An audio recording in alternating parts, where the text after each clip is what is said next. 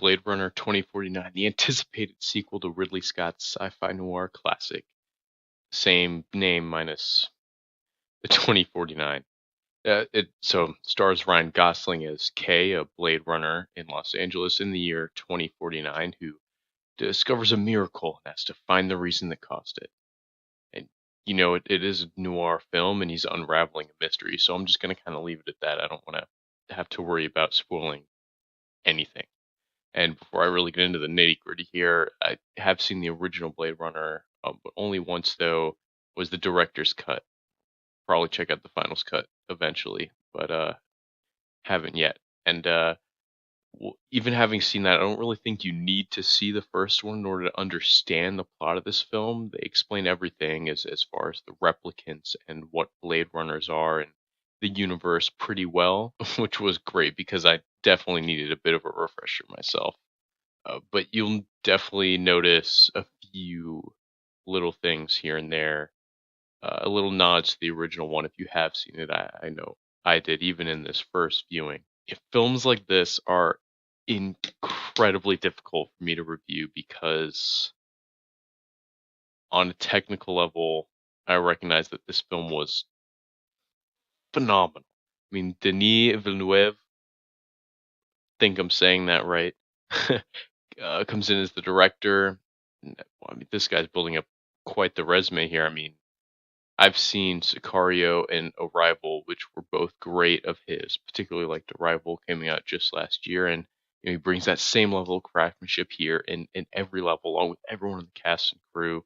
The cinematography was great. There were some absolutely beautiful shots that just built up the atmosphere that this is set in and this future that's set in so well.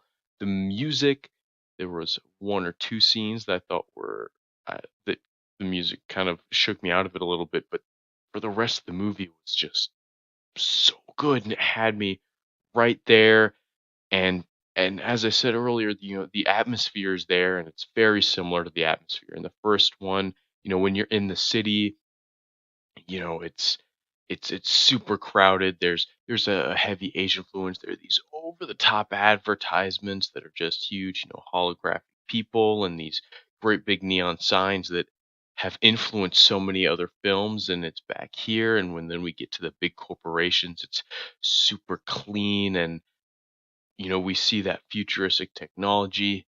And one of the things that I really like there is that the futuristic technology is not what we might think of the future from now. It takes what Ridley Scott had in 2019 and progresses that into the future, and that was really cool. Acting was also phenomenal. Ryan Gosling was great again. He's great in everything I see him in. Really, love The Notebook and Nice Guys. I saw last year or a couple of years ago, which that was a really underrated movie, and of course Drive and all that. And Harrison Ford, reprising his role from the first film, actually surprised me a little bit. I had your job once. I was good at it.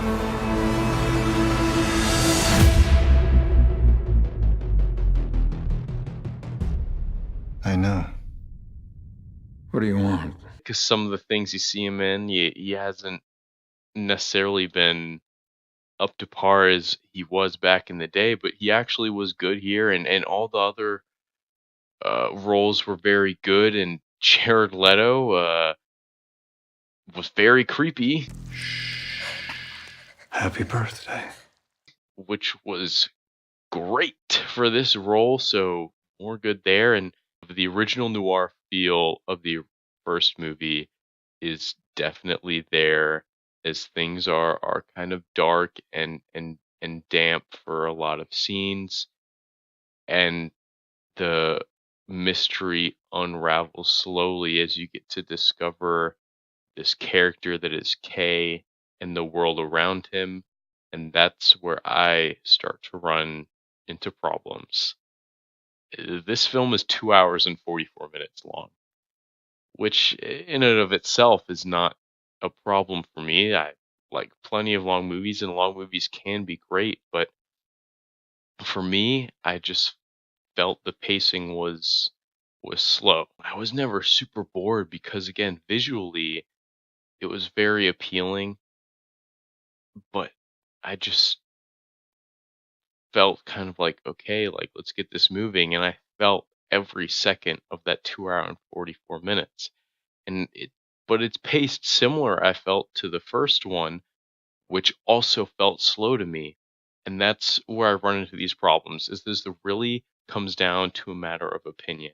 Whereas while I recognize that this is a phenomenally made film, I have a problem with a lot of films like this and other dramas that are paced similarly, that I just find myself removed from the film at a certain point because I'm not being pulled in.